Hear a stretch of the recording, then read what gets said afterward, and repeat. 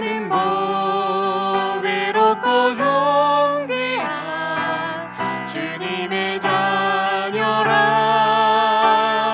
주 나를 보호하시고 날 붙드시리.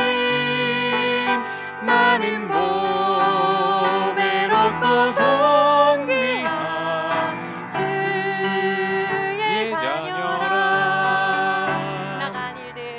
지나간 일들을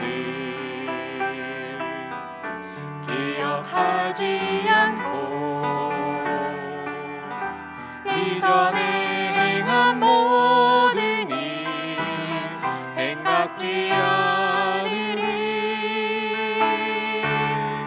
사막과 강물과 길을 내시는 주, 내 안에 새 행하신 주만 바라보리라. 주 나를 보호하시고 날 붙드시리. 나는 보배롭고 존귀한 주님의 자녀라. 주 나를 보호하시고 날 붙드시리. 나는 보배롭고 존귀한 주의 자녀라.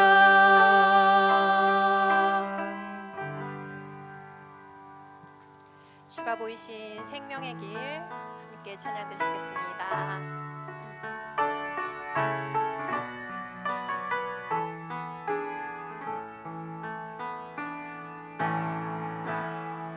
주가 보이신 생명의 길, 나 주님과 함께 상한 마음을 들이며 주님 앞에 나아가리.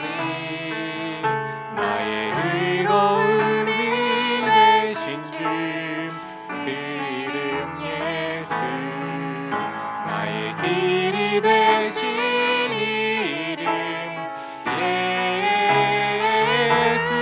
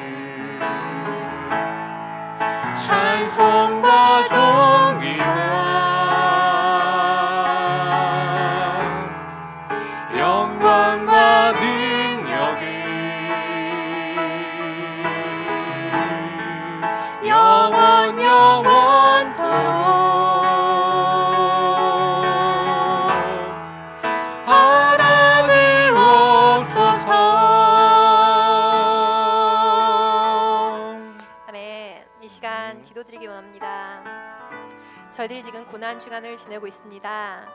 저희들을 구원하시려고 고난의 길을 걸어가신 예수님을 더욱 묵상하는 시간이 되게 해달라고 기도하시고요.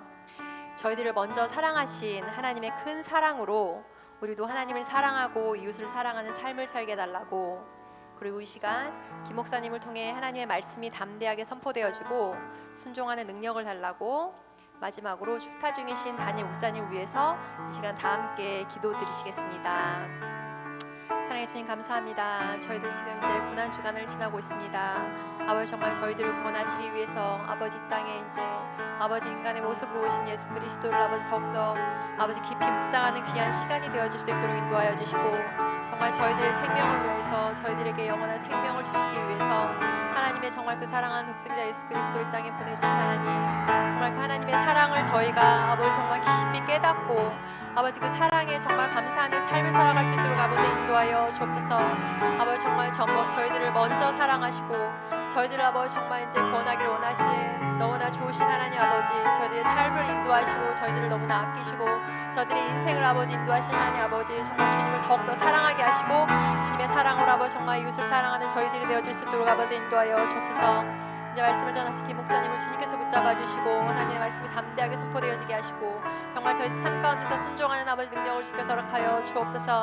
아버지 정말 추하신 담임 목사님 아버지 이제 모든 일정을 잘 마치고 안전하고 건강하게 돌아올 수 있도록 아버지 주님 함께하여 주옵소서. 아버지 오늘까지 받으신 예배가 되어 주시도록 인도하여 주옵소서. 아버지 감사드리며 기도하겠습니다. 우리 한 가지 더 놓고 한번 기도하도록 하겠습니다. 오늘 수예배 가운데 하나님께서 부어주실 또 은혜를 사모하는 마음을 가지고 함께 기도하겠습니다. 먼저 우리의 마음의 밭이 옥토가 되게 달라고 함께 기도하시고요. 또 설교를 선포하는 제가 담대히 말씀을 선포케 할 수 있도록, 그리함으로 이 예배를 통해서 우리가 하나님의 영광을 올려드리고 은혜를 맛보며 또 결단하며 또 남은 한 주간의 삶을 우리가 승리의 삶으로 살아나갈 수 있도록 위해서 함께 통성으로 기도하며 나아가겠습니다. 살아계신 여호와 아버지 하나님, 또 이 3일 예배에 저희들을 불러주시고 특별히 찬양으로 영광 돌리게 하시니 감사합니다. 오늘도 아버지 하나님 앞에 나와 우리의 마음의 문을 열고 먼저 나아가기를 원합니다. 주께서 우리의 상한 마음을 굽어 살펴주시고 길가와 같이 되지 않게 하시고 돌짝밭이 되지 않게 하시고 가시밭이 되지 않게 하여 주옵소서. 먼저 우리의 마음의 밭이 옥토가 되므로 하나님의 말씀을 받기에 부족함이 없는 마음이 되게 하여 주옵소서. 또 하나님의 말씀을 선포하는 제가 또 주의 말씀을 담대하게 선포케 하여 주옵소서. 그러므로 우리가 그 말씀을 듣고 또 결단하고 또 하나님의 자녀됨을 다시금 확인하며 또 부활의 영광을 맛보며 또 승리의 또 귀한 자들로 나아갈 수 있는 이 시간이 되기를 원하오니 주께서 이 시간을 축복하여 주시고 이 시간을 통해 하나님의 임재하심을 맛보는 시간 되게 하여 주옵소서. 거룩하신 하나님, 이 3일째 되는 날에도 우리를 하나님의 전으로 불러주시니 감사합니다. 세상에서 해야 되는 많은 일들을 마치고 또 이 저녁 시간에 주 앞에 나왔습니다. 비록 우리의 몸과 마음이 힘들고 지칠지라도 주께서 부어주시는 새 영으로 독수의 날개 치며 올라감 같은 능력을 힘입고 돌아가는 예배가 되게 하여 주옵소서. 찬양받으시기 합당하신 주님, 주님의 이름을 높여 올려드리며 또 이 예수 그리스도의 죽음과 또 십자가를 묵상하는 이 기간 동안에 또 하나님의 음성에 귀를 기울이는 또 주 예수 그리스도를 묵상하는 시간이 되게 하여 주옵소서. 예수님의 이름으로 기도하옵나이다.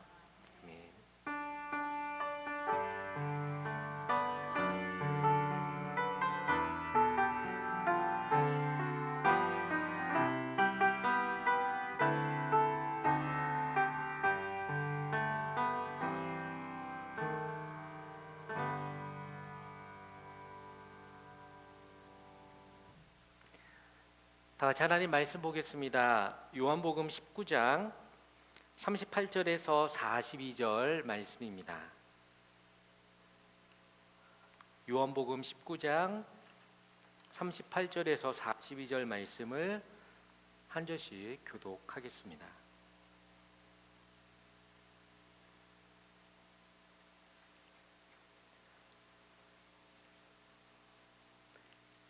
요한복음 19장 38절에서 42절 말씀 제가 먼저 봉독하겠습니다. 아리마대 사람 요셉은 예수의 제자이나 유대인이 두려워 그것을 숨기더니 이 일 후에 빌라도에게 예수의 시체를 가져가기를 구하매 빌라도가 허락하는지라. 이에 가서 예수의 시체를 가져가니라.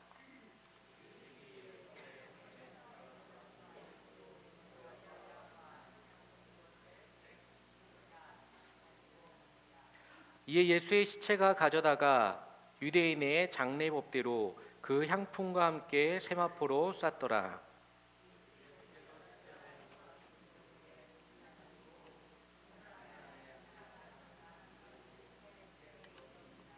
함께 읽겠습니다. 이날은 유대인의 준비일이요 또 무덤이 가까운 고로 예수를 거기 두니라. 아멘. 우리 좌우 계신 분들과 한번 인사 나누겠습니다. 참 잘 오셨습니다라고 인사하겠습니다. 우리 앞뒤에 계신 분들 한 번 더 인사할까요? 오늘도 은혜 받읍시다라고 인사하겠습니다. 오늘도 은혜 받읍시다. 네, 오늘 3일 예배 오신 우리 성도님들을 사랑하고 축복합니다. 이제 수요일만 되면은 자동적으로 우리 성도님들에게 보고 드리는 시간인 것 같아요. 오늘도 수요 전도를 비가 오는 가운데에도 새벽에 천둥 번개가 치는 가운데에도 전도하러 잘 갔다 왔습니다. 하나님의 은혜 가운데 또 전도하는 그 시간만큼은 비가 아주 많이 내리고 천둥 번개가 치고 그러지가 않아서 그래도 귀하게 전도를 잘 하고 매 시간마다 전도할 때마다 느끼는 감정들이 그 주마다 다른 것 같아요. 그래서 지난주 주셨던 감동, 올해 주셨던 오늘 주셨던 감동 어떤 감동인지 궁금하시죠? 궁금하시면 기회가 많습니다. 수요일 날 꼭 오셔서 함께 또 전도에 동참하시면 또 마음에 또 기쁨과 또 전도의 또 귀한 사명을 감당할 줄로 믿습니다. 전도는 계속되니까요. 여러분들 기도로 나는 부득이하게 참여를 못 하신다 하시면 그 전도 시간을 꼭 기억하셔가지고 여러분들 회사에서 점심 드실 시간에 저희도 김밥과 라면을 먹습니다. 그래서 식사기도 하실 때 전도하고 있지. 그래서 전도기도도 같이 해주시면은 전도에 더 힘이 날 줄로 믿습니다. 아멘. 오늘은 수치에서 영광이라는 제목으로 같이 은혜를 나눌 텐데요. 사순절 기간이기에 많은 본문 중에 하나가 오늘 나오는 내용 중에 하나입니다. 보통 부활주일 이후에 나오는 내용이기도 한데 예수님의 고난을 기억하며 오늘 이 본문을 같이 살펴보려고 합니다. 이 본문을 또 선정하게 된 그 동기가 있습니다. 우리 성도님들도 좀 아시겠지만 요즘 한국에서 가장 핫한 뉴스가 뭘까요? 너무 어려운 질문을 드렸나요? 제가 볼 때는 1위는 제가 아무래도 남자고 이렇게 스포츠를 좋아해서 그런지 몰라도 대한민국이 극적으로 야구에서 예선전에서 역전승을 해서 그 8강에 올라갔습니다. 이렇게 감동이 없으시네요. 네. 얼마나 그게 큰 일이냐면요. 7대2로 이겨야지만 가는 거예요. 8대2로 이겨도 저는 몰랐는데 못 간대요. 그러니까 다른 나라가 아니 이겼는데 왜 못 가냐? 그 딱 원하는 점수만큼만 대한민국이 그 7대1에서 7대2가 되고 더 이상 점수를 안 내고 그래서 지금 마이애미로 갔습니다. 그래서 마이애미로 갔는데 어떤 사람이 그러더라고요. 예선전을 일본에서 할 때는 그냥 똑같은 야구 경기였는데 이제는 WBC라고 하는 야구 경기 중에 가장 세계 대회다 보니까 전 세계를 타고 갔대요. 저희도 전 세계를 안 타봐서 모르지만 전부 다 1등석인가 봐요.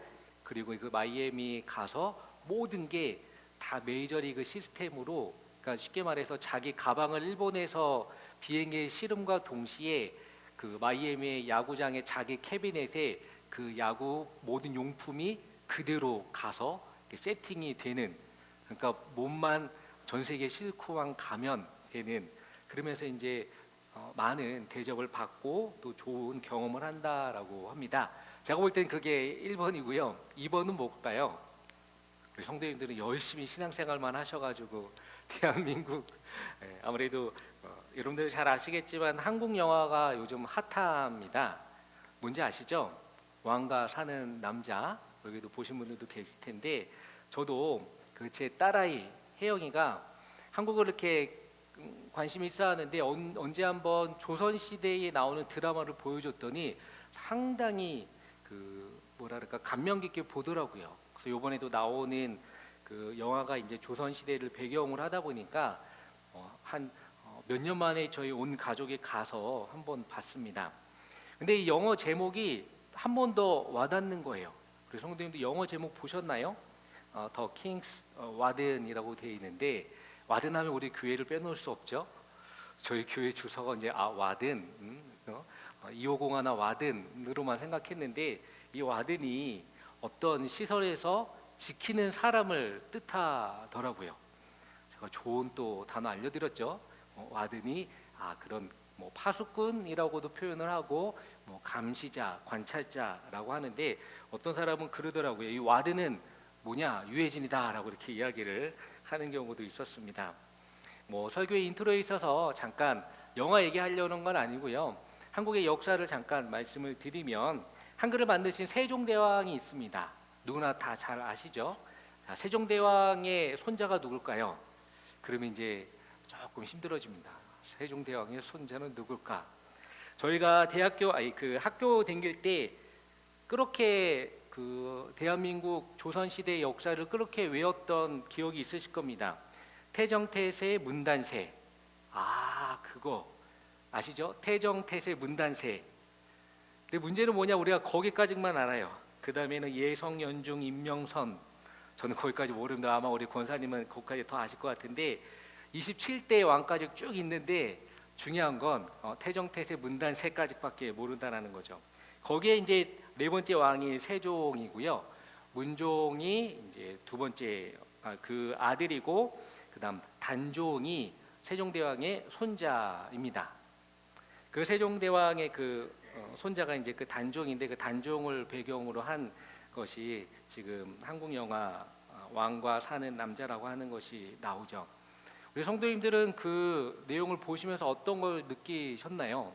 많은 분들에게 물어보니까 눈물을 많이 흘렸다 뭐 이렇게 하시는데 상당히 슬프고 또 마음에 울림을 주는 그런 영화이기도 합니다. 뭐 영화 내용도 뭐 그렇고 현실도 그렇고 역사도 그렇지만 뭐 그 어린 나이에 그 단종이 왕이 되죠. 12살에 할아버지 돌아가시고 뭐 엄마 아빠도 다 돌아가시고 할머니도 돌아가시니까 혼자 왕에 올라가는데 지금도 그렇지만 12살이 왕이 됐을 때는 그 얼마나 좌불안석입니까? 결국은 그의 그 삼촌이죠. 수양대군 세조 그 다음에 왕이 되죠. 세조가 그 자리를 찬탈하는 비극적인 역사가 나오는 내용이기도 합니다. 이것을 보면서요 설교에 또 하나의 그 좋은 소스를 얻게 돼서 수요일 때 한번 같이 말씀을 나눠야 되겠다라고 이야기를 해봤습니다. 그 왕이 죽고 난 다음에 역사적인 내용들을 이렇게 보면 그 시신은 절대로 수습하지 말라라고 하는 정부의 그런 어명이 있죠. 근데 거기에 나오는 한 인물이 있습니다. 이제 뭐 실제 인물이기도 하니까 실명을 언급한다면 어몽도죠. 어몽도가 이 왕의 강가에 던져진 이 단종의 시신을 수습해서 장례를 치릅니다. 삼족을 멸한다라고 해서 결국은 그 가족들이 다 뿔뿔이 흩어지죠. 참 안타까운 그런 모습입니다. 저는 그걸 보면서 누가 생각났을까? 우리 성도님들은 계속 이렇게 손수건으로 눈물을 훔치시는 가운데 우리 크리스찬이라고 하면은 그 와중에 딱 생각나야 되는 인물이 있어야 됩니다. 제가 너무 이렇게 주입식으로 말씀을 드리나요? 어떤 인물이 생각이 나실까요? 저는 오늘 본문에 나온 이 아리마대 사람 요셉이라는 이 사람이 생각이 안 날 수밖에 없습니다. 세상의 왕도 좀 비참한 죽음을 맞이했지만 어느 누군가가 가서 그 왕께 대한 존경을 다하고 또 그 거룩한 장례를 치르는 것을 보면서 그 이전 시대 때는 이미 벌써 그 일을 행했던 사람이 역사적으로 있다라는 거죠. 뭐 성경이 역사를 기록하고 있는 책이기 때문에 허구가 아니기 때문에 우리는 그 영화가 나오기 전부터 이미 그 비슷한 스토리를 잘 알고 있었습니다. 그것이 오늘 나오는 아리마대 사람 요셉에 관한 내용이죠. 수없이 많이 들었지만 오늘 이 요셉을 통해서 과연 우리는 어떠한 신앙의 자세를 갖춰야 할지 같이 한번 살펴보고 은혜를 나누려고 합니다. 특별히 이 요셉이라고 하는 사람은 결과론적으로는 예수님의 시신을 수습한 사람이지만 그가 과연 성경에 처음 등장했을 때는 위대한 사람이고 성경에서 이렇게 존경받는, 성서적으로 존경받는 사람이었을까? 오늘 38절 말씀을 한번 같이 살펴보시면요, 오늘 본문의 말씀 38절입니다. 같이 한번 읽어보도록 하겠습니다. 시작. 아리마대 사람 요셉은 예수의 제자이나 유대인이 두려워 그것을 숨기더니 2일 후에 빌라도에게 예수의 시체를 가져가기를 구하매 빌라도가 허락하는지라 이에 가서 예수의 시체를 가져가니라. 오늘 읽었던 본문의 이제 첫 번째 구절인데요. 이제 아리마대 지방에 사는 사람의 이제 요셉이 나옵니다. 요셉이 이름이 성경에는 여러 명 동명이인이 많이 나오죠. 우리 주일날 또 우리 한 목사님께서 말씀하신 또 여러 요셉들이 나오고 있는데 그 중에 이제 한 요셉이 오늘 그 사람입니다. 보니까요, 명백하게 12명의 제자는 아니지만 예수님의 또 다른 제자라고 여기 표현을 하고 있어요. 그리고 그는 당연히 유대인이겠죠. 유대인인데 유대인을 두려워해서 자기 자신을 신분을 예수님의 제자라는 것을 이제 숨긴 모습이 나옵니다. 다른 성경은 그냥 요 디테일하게 안 나오는데요. 요한복음에 이 내용이 지금 디테일하게 나오는 겁니다. 그리고 이제 보시면 이 일 후에, 그러니까 이 일 후에라는 거는 예수님의 십자가 사건 이후인 거죠. 그 후에 빌라도에게 가서 예수의 시체를 가져가기를 구했다라고 나오죠. 그랬더니 또 보니까 빌라도가 또 당장 허락을 해요. 그래서 예수의 시체를 가져갑니다. 이 요한복음이 이것을 아주 정확하게 또 아주 자세하게 이야기하는 것은 요셉이 어떤 사람인지를 우리에게 구체적으로 보여주는 거죠. 완전히 대담한 담대한 사람이 아니었다라는 것을 보여줍니다. 왜냐? 유대인들이 두려워서 그 자신을 드러내지 않은 사람이었거든요. 어찌게 보면 우리랑 비슷한 처지에 그냥 예수 믿는 사람입니다. 근데 그는요, 다른 성경 말씀에 보면 산헤드린 공의회 회원이에요. 그 수많은 유대 지도자들이 있지만 보통 산헤드린 공의원이라 하면 71명만 속해 있거든요. 그러니까 한국으로 따지고 본다면은 국회의원 200여 명 안 되는 국회의원, 그 국회의원이 이제 국민을 대표하는 것이기 때문에 그런 존재라는 거죠. 그러니 유대인으로서 또 예수의 제자이지만 당연히 유대인들을 의식할 수 있는 것은 당연합니다. 종교 그 내에 그 권력을 쥐고 있는 인물들이 지켜보고 있기 때문에 그렇죠. 자신의 지위를 생각해 보면 제자라고 밝히기 어려워요. 명예가 있고 회당의 공동체의 멤버이기 때문에 그렇고 본인의 사회적 지위도 있기 때문에 선뜻 제자라고 그 예수님의 십자가 못 박혀 죽어가는 과정 가운데 그 또 예수님께서 이제 수많은 일들을 감당하시는 데 있어서 눈총받기는 싫어하는 것이죠. 그래서 침묵으로 일관을 하고 있습니다. 이 요셉만 보더라도요, 우리의 내면을 살펴볼 수가 있습니다. 교회에서는 목사고 우리 권사님, 집사님, 성도님이신데 여기서는 다 우리가 믿음이 좋습니다. 근데 이제 가정으로 나가고요, 세상에 나가고 또 우리 사회로 나가면 예수의 제자라는 것을 숨긴 적은 없었는지, 아니면 크리스찬이라고 하는 것을 드러내 보이는 것을 부끄러워한 적은 없었는지, 우리 신앙의 초창기 때는 그러했던 적이 있을 겁니다. 지금은 우리가 세상에 나아가서도 담대하게 하나님의 자녀임을 고백을 하지만 우리의 옛 모습, 이게 수협에 오신 분들은 교회 안이나 세상 밖이나 동일할 것 같아요. 그렇지만 우리 또 다른 크리스찬들을 보면 그러지 못한 사람들이 있는 거죠. 저도 중학교 다닐 때 지금 여기 성경책이 이렇게 있지만 성경책 들고 교회 가는 게 부끄러웠어요. 저도 되게 소심한 내향인이거든요. 저 성경책 들고 다니는 게 누가 손가락질하는 것도 아니고 뭐라고 욕하는 것도 아니고 뭐라고 수근수근하는 것도 아닌데, 동네에 지나가면 이제 학교 친구들이 있잖아요. 그럼 학교 친구들이 쟤 뭐 성경책 들고 교회 간다, 이렇게 그런 눈총, 그런 뭐랄까 소리를 듣기 싫어서 그런지 성경책을 들고 다니는 거를 싫어해서 꼭 가방에 넣고, 가방에 못 놓고 다니면 막 집에다 두고 오기도 하고, 그랬던 부끄러웠던 저의 시절이 있었습니다. 지금은 뭐 성경책 들고 다니는 거는 뭐 이제는 뭐 큰 불편함과 어려움과 두려움이 없죠. 근데 누구나 다 예수의 제자라는 것을 숨길 때가 있습니다. 그러는 가운데 놀라운 것은 이 요셉이 갑자기 터닝 포인트가 생긴 게 예수의 죽음 때문에 생겼어요. 근데 성경에 보면 예수의 죽음 때문에 갑자기 터닝 포인트 전환을 가진 사람들이 성경에 나옵니다. 보면 그 로마의 백부장도 갑자기 바뀌어요. 이 사람은 진실로 하나님의 아들이다라고 그거 고백을 해요. 그 사형 현장에서.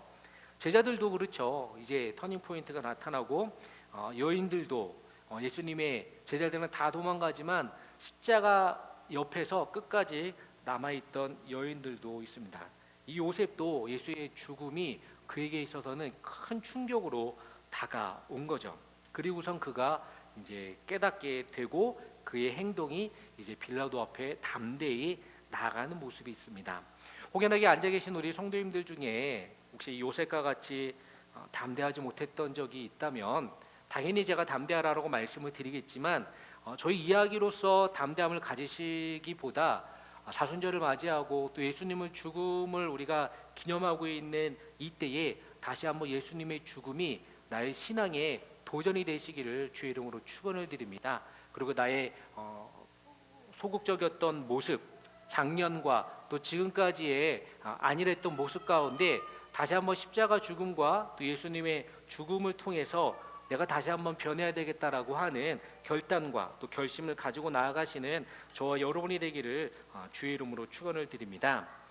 그는 그런 정치적 그 보복과 위험을 이제는 조금도 두려워하지 않은 사람으로 바뀌게 되죠. 예수님이 죽었다라고 해서 이제 정치적 보복이 끝난 것이냐? 그렇지 않아요. 보니까 사도행전에 가보면 사도들이 체포됩니다. 뭐 베드로도 그렇고 사도 바울도 그렇고요. 심지어 스데반은 돌에 맞아 죽는 순교를 하게 되기도 합니다. 그러니까 보복과 위협이 사라진 건 아니에요.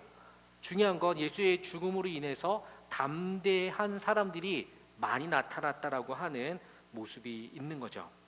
그렇다고 한다면 우리가 좀 더 살펴볼 것은 왜 예수의 시체를 달라고 했을까? 뭐 마음이 바뀌었고 이제 결단했지만 예수의 시체를 달라고 한 요셉을 조금 더 살펴보면 이것은 이제 구약 성경으로 한번 올라가 봐야 됩니다. 그는 유대인이었고 산헤드린 공연이기 때문에 율법을 준수하는 자였어요.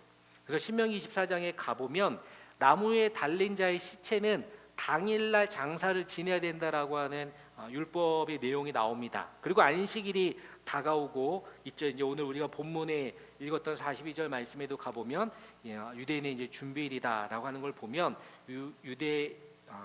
유월절이 안식일이 다가오고 있는 겁니다. 그리고 이제 자신은 이제 유대인으로서 자신의 스승이 예수였기 때문에 그 스승에 대한 마지막 예우, 아까 같이 그 어뭉도라고 하는 사람이 왕을 끝까지 섬겼고 비록 왕이 죽어서 시신이 그 강물에 떠 올라가지만 그를 수습해서 본인이 마지막 장례를 다하는 예우를 다했던 것. 또 당시 로마법에 따르면요, 그 십자가 처형 후에 그 시체는 짐승의 먹이가 되거나 또 범죄자들 또는 그런 공동묘지에 버려지는데, 그것을 안 그 아리마대 사람 요셉은 예수님의 시체가 그렇게 되기를 원치 않았던 거죠. 그래서 예수님의 시체가 모욕당하고 그렇게 철저하게 질밟히는 것을 싫기 때문에 그는 담대하게 빌라도에게 가서 시체를 달라고 했습니다. 그리고 마지막으로는 예언이 이루어지게 됩니다. 이사야서 53장 9절에 가보면요, 그가 부자와 함께 죽었도다라고 하는 성경 구절이 나와요. 아리마대 사람 이 요셉도 보니까 부자죠. 자신의 그 무덤을 또 준비하고 있던 자였죠. 그래서 예수를 그 무덤에다가 놓는 것을 보면 그가 부자입니다. 근데 구약 성경에 이미 이 예언이 이루어져 이 예언의 말씀이 나타나고 있어요. 그가 부자와 함께 죽었도다라고 하는 이 예언이 성취가 되는 하나님의 섭리는 참 놀랍습니다. 처음부터 예수를 열심히 믿고 잘 믿고 뛰어난 사람을 마지막에 이렇게 잘 세워가지고 그 장래도 아름답게 할 것 같은데 그렇지가 않아요.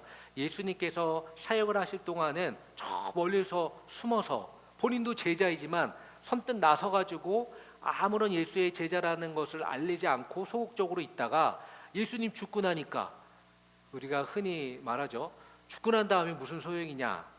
똑같은 말입니다. 이 요셉도 아니 죽고 난 다음에 예수님 그 시체를 달라 하고 담대하게 하는 것은 무슨 소용이냐라고 이야기할 수 있겠지만 어떻게 보면 하나님께서 이 요셉을 택하신 것은 이사야서에 나와 있는 그 예언의 성취를 이루기 위해서 어느 누구나 어느 인간이나 다 연약함이 있어요. 처음부터 태어나면서부터 예수를 잘 믿고 나오는 사람이 어디 있습니까? 처음부터 사람들 앞에 담대히 예수를 증거하는 사람이 어디 있습니까? 저는 이 요셉을 보면서 저의 모습이 오버랩이 됩니다. 저도 어쩔 때 보면은 참 예수를 담대하게 전해야 됨에도 불구하고 아니면 예수님이 나의 참 구세주이다라고 하는 것을 세상 사람들에게 담대하게 드러내 보여야 함에도 불구하고 그러지 못한 때 저뿐만 아니라 여러분들도 동일하다 생각되죠. 그러기 때문에 이 예언의 성취는요 정말 그 하나님만 아시는 귀한 속성인 거죠. 거기에 택함을 받은 사람이 이 요셉입니다. 근데 비록 이 요셉만 택함을 받고 끝난 것이 아니라 오늘 우리에게도 주시는 하나님의 말씀이 있어요. 오늘 우리를 이렇게 말씀을 듣게 하시고 택하게 하신 것 또한 우리를 요셉과 같이 사용하시기 위해서 오늘 말씀을 허락해 주신 것을 믿으시기를 바랍니다. 그래서 마지막 결론의 말씀으로 우리 성도님들에게 두 가지를 같이 말씀을 드리려고 합니다. 예수님이 죽고 나신 이후에 우리에게 던져지는 두 가지 상징물이 있습니다. 첫 번째로는 예수님의 십자가죠. 그리고 두 번째로는 예수님의 무덤입니다. 세상에서는 그 십자가와 무덤은요 그렇게 유익하지 않습니다. 죽은 사람이 들어가는 곳이 무덤이고요. 죄악의 형벌을 받은 사람이 달리는 것이 십자가입니다. 그래서 사람이 죽으면 그 무덤에 뼈가 흙이 될 때까지 그 무덤은 그 사람이 계속 영원토록 무덤에 누여지게 됩니다. 십자가도요 그 사람이 죽을 때까지 달려 있어야 돼요. 죽이려고 매달아 놓았기 때문에 아직까지 살아 있으면 그 십자가에는 그 사람이 계속 달려 있습니다. 예수님이 보통 한 6, 7시간 만에 돌아가셨다라고 성경은 나와 있는데 보통은 그 로마 시대 때 그 사람이 십자가에 달려 죽기는 한 3일, 4일. 근데 보통 죽을 때 어떻게 죽냐? 높은 십자가에 달려 있기 때문에 새들이 와가지고 좀 잔인하지만 그 사람이 막 눈을 쪼아 먹는다라고도 하고요, 막 얼굴을 파먹는다라고도 하고요. 또 태양빛이 뜨거우니까 탈수 증상으로 말라 죽기도 하고. 저도 그거를 말로만 듣고 직접 보지를 못하는 가운데 최근 들어 그와 유사한 내용을 참 보면서 요즘은 주변에 이렇게 제 주변에 이렇게 죽음이 도사리고 있는 것을 보게 됩니다. 제가 이제 실습하고 있는 그런 병원에 언제도 말씀을 드렸듯이 106세의 어르신이 계시잖아요. 그 106세의 어르신이 저번 주부터 곡기를 끊으시는 거예요. 어르신들은 무슨 말씀인지 아시죠? 이제 음식을 거부하는 거예요.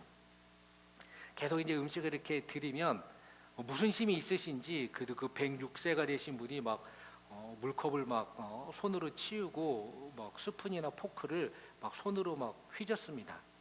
근데 결국은 며칠 시도를 하다가 결국은 이제 그 케어하시는 분들이 이제 이분은 이제 곡기를 끊으시는 걸 알고선 이제 음식을 드리지를 않죠. 그래서 이제 지난주는 그 모습까지 보고 주말이 위독할 것 같은데 해서 막 아들 딸들이 막 다 이렇게 면회하고 했는데 이번 주에 와서 보니까 아직도 이렇게 계세요. 근데 이제 거동 못 하시니까 이제 침대에 누워 계신데 이제 하루에 한 번씩 몸을 이렇게 샤워를 시켜 드리는 일들을 합니다. 정말 음식을 못 드시니까 뼈만 앙상하게 남았어요. 더군다나 106세이시니까 이미 살이라고 하는 거는 없죠. 못 드셨으니까 더 마르시는 거예요. 간신히 이제 스폰지에 물을 묻혀갖고 물을 스폰지로 적셔서 드리는 하루하루가 달라지는 모습을 봅니다. 아, 그러면서 사람이 이렇게 마지막을 준비하는구나. 보니까 이제 손끝이 점점 검해지는 것이 한 마디 두 마디 이렇게 올라오는 것이 보여요. 그리고 숨소리가 거칠어지고 하는 것을 봅니다. 사람이 말라가는 것, 죽음의 끝이 다가오는 그 임종의 모습을 태어나서 저는 직접 아주 옆에서 이렇게 보니까 뭐 이와 별반 다를 건 없다 생각합니다. 십자가에 달린 그런 죄수들, 또 예수 그리스도께서도 그런 고통을 당하셨음을 봅니다. 십자가는 끝까지 달려 있어야 돼요. 죽을 때까지. 무덤도 죽은 다음에 들어갑니다. 우리에게 있어서 십자가는 무엇이고 또 무덤은 무엇일까요? 세상 사람들은 십자가 하면 고개를 절레절레 합니다. 무덤 하면 근처에 가기도 싫어요. 뭐 대한민국 같은 경우는 귀신이 자주 출몰하는 곳이 공동묘지잖아요. 근데 시약 성경에도 보면 이스라엘 지방도 공동묘지에서 꼭 귀신 들린 사람이 그곳에서 막 여러 가지 해프닝을 벌이는 것을 봅니다. 그런데요, 성경은 우리에게 아주 정확하게 이렇게 말씀을 하고 있습니다. 같이 한번 말씀을 스크린을 보시면요, 마태복음 16장 24절의 말씀을 보면 십자가는 우리에게 어떠한 교훈을 주고 있는지 한번 같이 살펴보겠습니다. 우리 마태복음 16장 24절 말씀 같이 한번 우리가 읽어보도록 하겠습니다. 마태복음 16장 24절 말씀 한번 같이 읽어보도록 하겠습니다. 누구든지 나를 따라오려거든 자기를 부인하고 자기 십자가를 지고 나를 따를 것이니라. 여기에 제자의 모습이 나오죠. 이 아리마대 사람 요셉도 예수의 제자라 했던 것을 보면 예수님을 따라간 사람이에요. 근데 자기를 부인하고 자기 십자가를 지고 따라야 된다라고 하는 예수님께서 미리 자기의 그 공생애 가운데 십자가라고 하는 것을 말씀을 하십니다. 십자가를 대신 진 유일한 사람이 한 명 있죠. 구레네 사람 시몬입니다. 그 사람은요, 예수님의 십자가가 고귀하고 성스럽고 그래 내가 그 십자가 져야지 이 말씀을 듣고 준수하기 위해서 십자가를 졌다라고는 볼 수 없습니다. 왜냐? 억지로 십자가를 진 사람이거든요. 예수님께서 힘에 겨워서 이제 지을 수가 없으니까 지나가다가 물뚱히 서 있던 구레네 사람 시몬에게 그 십자가를 지었던 이런 시몬이 되라는 게 아니라는 거죠. 정말 자기를 부인하고 자기 십자가. 우리에게 있어서 나무형 틀에 매달리라는 그런 말씀이 아니죠. 우리에게 주신 십자가가 있습니다. 저와 여러분들 가운데는 각각의 십자가가 다 있어요. 누구에게 있어서는 가정이 십자가일 수가 있습니다. 누구에게 있어서는 자녀가 십자가일 수 있고요.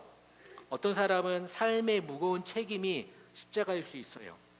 그리고 재정이 나에게 있어서 십자가일 수 있고요. 또 나의 그 성격이라든지 아니면 나의 핸디캡이라든지 아니면은 그 어떤 예수님만 생각해도 우리가 기뻐야 되는데 자꾸 그런 문제만 생각하다 보니까 예수를 멀리하게 되는 우리에게 주신 하나님의 예수님의 십자가입니다. 그 십자가는요, 예수님도 말씀하셨듯이 너의 십자가래요. 다른 사람의 십자가가 아니라 자기 십자가를 지고 나를 따를 것입니다. 예수의 제자가 되는 것이 평탄한 길이 아니라는 거죠. 자기를 부인하고 자기 십자가를 지고 따라가는 것. 그러니까 예수님 따라가는 길이 험난한 길이고 좁은 길이에요. 십자가 지고 가는데 그것이 뭐가 기쁘겠습니까?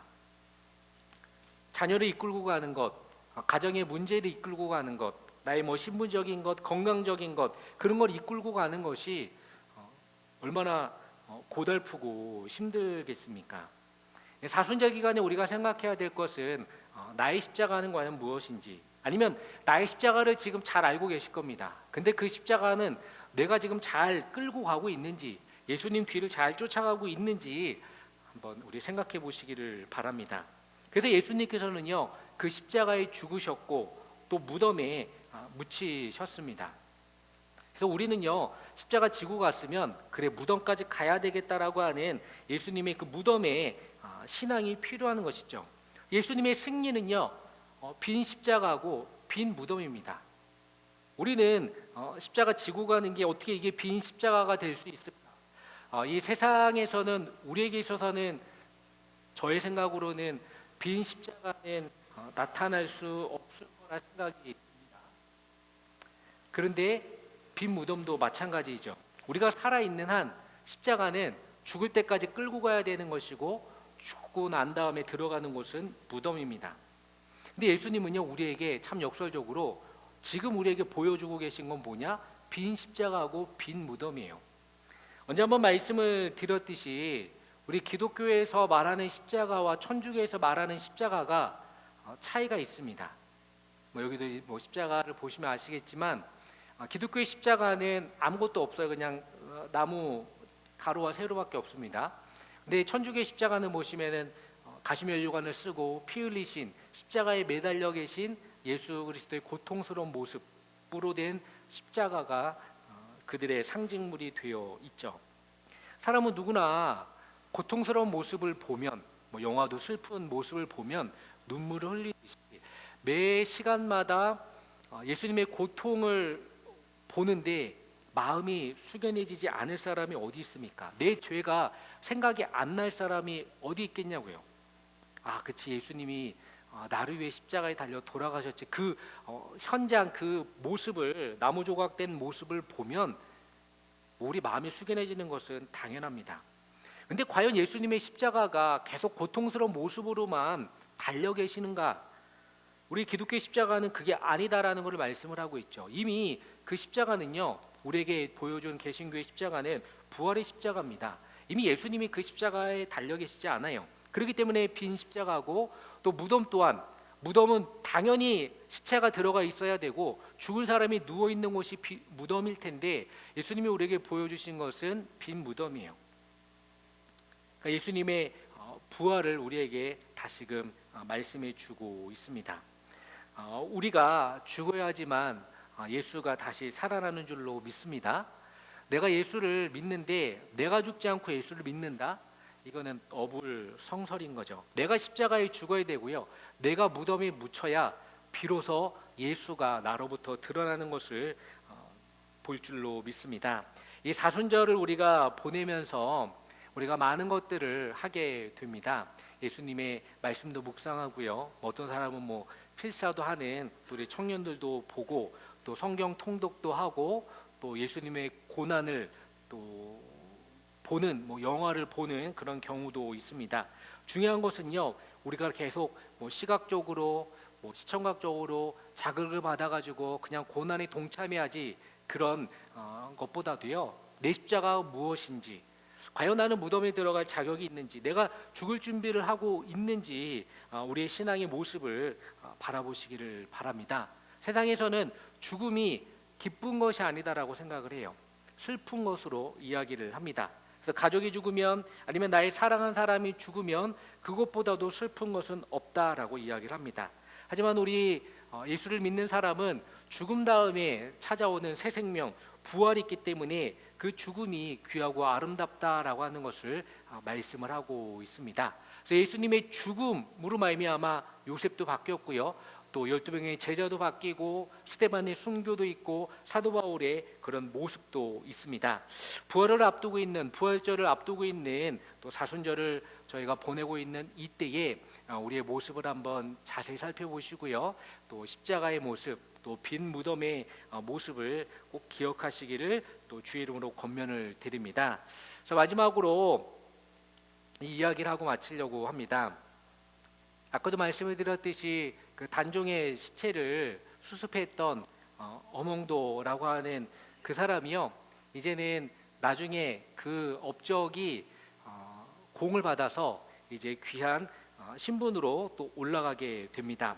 그 이후에 수백 년이 지난 후손들이요, 참 우리에게 좋은 도전을 주는 것이 독립운동가의 후손이 나와요. 김구 선생님을 돕는 후손이 나오고, 아마 또 뉴스를 보셔서 아시겠지만 그 히말라야를 정복한 엄홍길 산악 대장이 그의 후손이라고 합니다. 그 사람이 이제 히말라야를 정복하고 사람들의 많은 박수를 받았죠. 그 에베레스트 산을 원정 가는 길에 자신의 동료가, 자신의 친구가, 자신의 대원이 그 산에서 죽음을 맞이해요. 근데 일단 그걸 어떻게 할 수가 없으니까 내가 반드시 너의 시신을 수습하겠노라 라고 약속을 하고 다시금 귀국길에 돌아오죠. 그리고 준비하고 다시금 원정대를 이끌어서 산을 정복하러 가는 것이 아니라 시신을 수습하기 위한 원정대, 오히려 산은 그 신이 허락한 자만 올라간다라고 하듯이 올라가다가 또 죽을 수도 있는 위험한 곳이에요. 그러니까 그 동료가 죽었겠죠. 그런데 그가 가서 그 시신을 수습을 하고 찾아서 장례를 또 잘 치르고 돌아온 모습, 그의 후손이 이 엄홍길 대장이라고 하는 사람이 있습니다. 자신의 조상과 똑같은 DNA를 갖고 있죠. 왕을, 시신의 수습을 잘했고, 어느 누구도 시신을 수습하면 안 된다라고 하는 엄명이 있었는데 그는 했습니다. 그리고 그의 후손이요, 똑같이 그 높은 산에 올라가서 그 시신을 수습을 하고 사람들에게 많은 도전과 귀감을 받게 했습니다. 오늘 본문에 나오는 아리마대 사람 요셉도요, 예수의 시신을 가져다가 자신의 무덤에다가 놓고 예수님의 장례를 치른, 예수님의 시신을 귀하게 모셔놓은 위대한 인물로 성경은 말씀을 하고 있습니다. 그는 빈 무덤이 무엇인지 알았고 그에게 있어서 자신의 십자가가 무엇인지 예수의 죽음으로 말미암아 깨달은 사람입니다. 사랑하는 성도님들, 우리도 요셉과 같은 사람이 되시기를 권면을 드립니다. 세상에 있는 사람들도 신앙인이 아니어도, 믿음과 그런 성령에 충만한 사람이 아닌 사람도 뭔가 인간적인 전우회로 말미암아, 인간적인 우정으로 말미암아 그 목숨을 걸고 수습을 하러 가는데, 우리는 주를 위해서 못할 것이 무엇이 있습니까? 혹여나 나의 믿지 않는 자녀가, 나의 믿지 않는 부모님이, 나의 믿지 않는 지인들이 아직도 죽음 가운데, 아직도 예수를 모르는 가운데 죽어가고 있으면 그것을 우리가 방관할 모습은 아니라 생각합니다. 그것이 나의 십자가일 수 있고요, 그 사람을 이끌고 가는 것이 나의 하나님께서 주신 사명일 수 있습니다. 그것을 힘겨워하고 무거워하지 마십시오. 그것이 내가 이끌고 가야 되는 십자가를 한다면 끝까지, 주님 오실 때까지 내가 죽어야지만 예수가 산다라는 그 말씀을 기억하시고 나에게 주신 십자가와 또 나에게 주신 사명을 잘 감당하셔서, 예수님도 십자가로 승리하셨고 예수님도 빈 무덤으로 사람들에게 보여주셨듯이 우리도 예수를 세상 사람들에게 보여드리는 저와 여러분이 되기를 주의 이름으로 축원을 드립니다. 다 함께 기도하도록 하겠습니다. 살아계신 아버지 하나님, 오늘도 우리가 이 말씀을 통해서 우리의 신앙을 되돌아보기를 원합니다. 사순절 기간 가운데 우리가 입으로만 예수님의 고난을 묵상하고 또 예수님의 부활을 우리가 믿으며 또 예수님의 나를 위해 피 흘리신 것을 내가 믿습니다라고 혹여나 입으로만 고백한 우리이지 않습니까? 바라옵기는 나 자신을 부인하고 나의 십자가를 지는 자만이 예수님을 따르는 제자라고 말씀하심을 잊지 않게 하여 주옵소서. 입으로만 제자가 아니라 행동으로 보여주는 제자가 되게 하여 주옵소서. 오늘 이 아리마대 사람 요셉도 그가 비록 유대인들이 두려워서 예수의 제자임을 숨겼던 자이지만 예수의 죽음 이후에 또 예수님을 또 새롭게 만난 이후에 그는 자신의 십자가가 무엇인지 깨달은 자였습니다. 그가 지고 가야 하는 십자가가 무엇인지 깨달은 요셉이었습니다. 우리도 요셉과 같이 깨닫는 자가 되게 하여 주옵소서.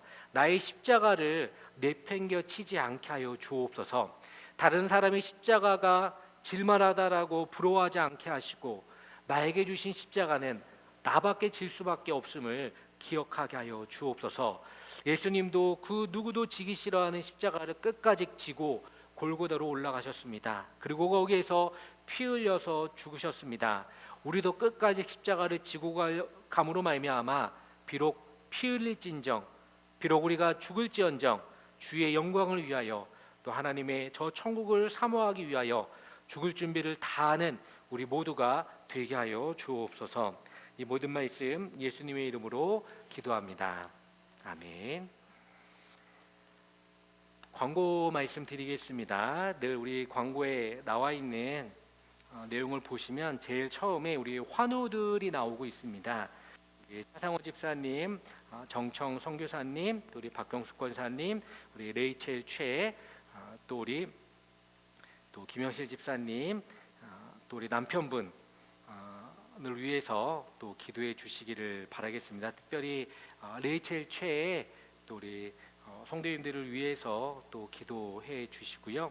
또 우리 김영실 집사님, 또 우리 남편분을 위해서 우리 성도님들이 다 아실 겁니다. 그래서 하나님께서 치유의 손길을 허락해 주심으로 또 회복을 허락해 주옵소서라고 우리 환우분들을 위해서 지속적으로 기도해 주시기를 바랍니다. 담임 목사님께서 계속 한국 집회를 인도 중에 계십니다. 또 하나님의 은혜 가운데 또 모든 사역이 잘 마치고 돌아오실 수 있도록 위해서 늘 중보기도 해주시기를 바랍니다.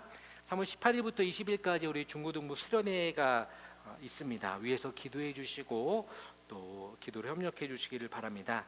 우리 강참 목사님 초청 찬양 집회 아시겠지만 한 번 더 말씀드리면 4월 10날부터 12일 금토 주일 있고요. 우리만 오고 찬양 집회 끝나는 것이 아니라 우리 주변에 있는 분들, 내가 아는 지인들, 가족들을 다 초청하셔서 또 은혜의 시간 함께 나누시기를 바라고, 그 한 달 뒤에는 우리 정성진 목사님 초청해서 또 부흥회가 있습니다. 그래서 5월 1일부터 3일 똑같이 금토 주일인데요. 또 영적 부흥회와 또 전도에 집중해서 우리가 많은 사람들을 하나님께로 이끄는 또 우리 신앙의 또 부흥이 일어나는 또 귀한 부흥회가 될 수 있도록 기도로 계속 준비해 주시기를 바랍니다. 이후에 계속 교회에 우리 행사가 있습니다. 우리 종료주일도 있고요, 성금요일도 있고 부활 주일도 있습니다. 이것을 위해서 계속 기도해 주시기를 또 부탁을 드리겠습니다. 우리 다 함께 주기도문 하시고 또 우리 교제하시고 또 마무리하도록 하겠습니다. 하늘에 계신 우리 아버지, 아버지의 이름을 거룩하게 하시며 아버지의 나라가 오게 하시며 아버지의 뜻이 하늘에서와 같이 땅에서도 이루어지게 하소서. 오늘 우리에게 일용할 양식을 주시고 우리가 우리에게 잘못한 사람을 용서하여 준 것 같이 우리의 죄를 용서하여 주시고 우리를 시험에 빠지지 않게 하시고 악에서 구하소서. 나라와 권능과 영광이 영원히 아버지의 것입니다. 아멘.